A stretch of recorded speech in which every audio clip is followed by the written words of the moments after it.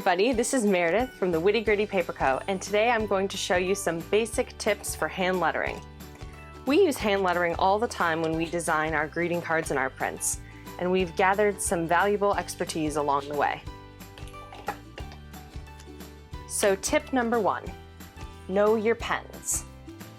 There is so much variety in pens. There are dozens of different tips, colors, and brands, and looks can be very deceiving.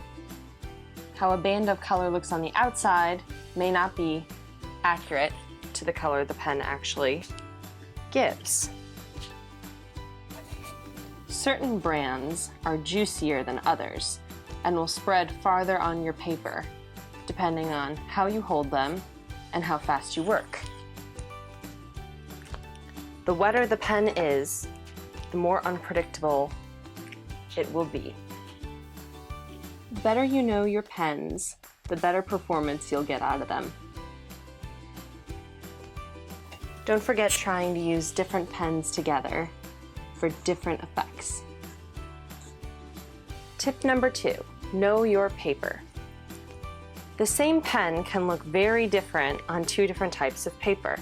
For example here, I've got a sheet of copy paper on the left and a sheet of render paper on the right. Let's look at the differences.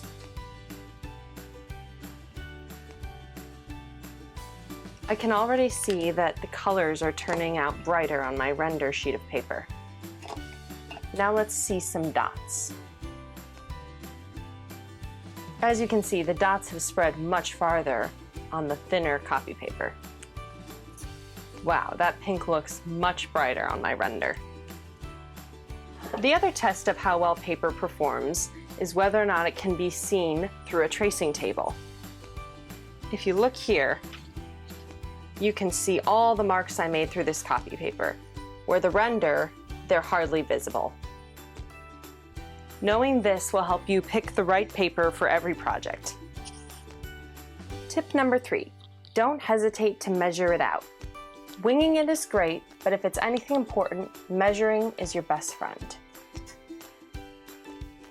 Not only will it help improve your spacing even when you don't have a ruler in hand, it will also take the pressure off of you to get it right the first time.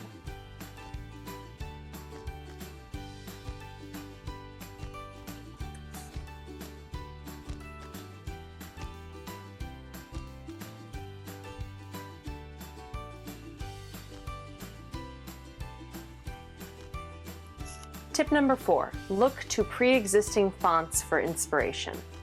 Now this is by no means a free pass to copy other people's work, but if you look at what's already out there, it'll help spark your own creativity. For example, today I am using a font called Coffee Shop Espresso by the font artist Darcy Baldwin.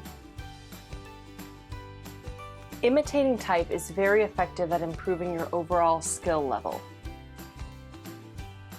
Like you can already tell here that my second line is much better than my first. If you do decide to do this, make sure you honor other people's work by crediting them in some way if you share on social media. And tip number 5 is practice. This is the most important thing that you can do to improve your hand lettering. Don't give up if you don't like the first few things that you create. Even people who've been doing it for years have good and bad days.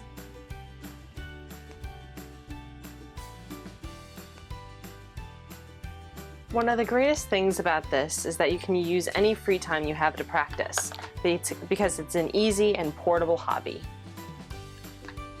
You can write your name, the alphabet, or your favorite quote over and over and over again, with all different colors and tips.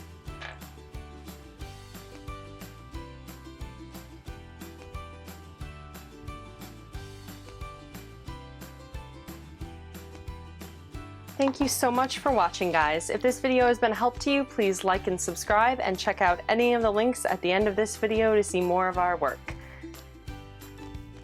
Thanks again for watching. Bye!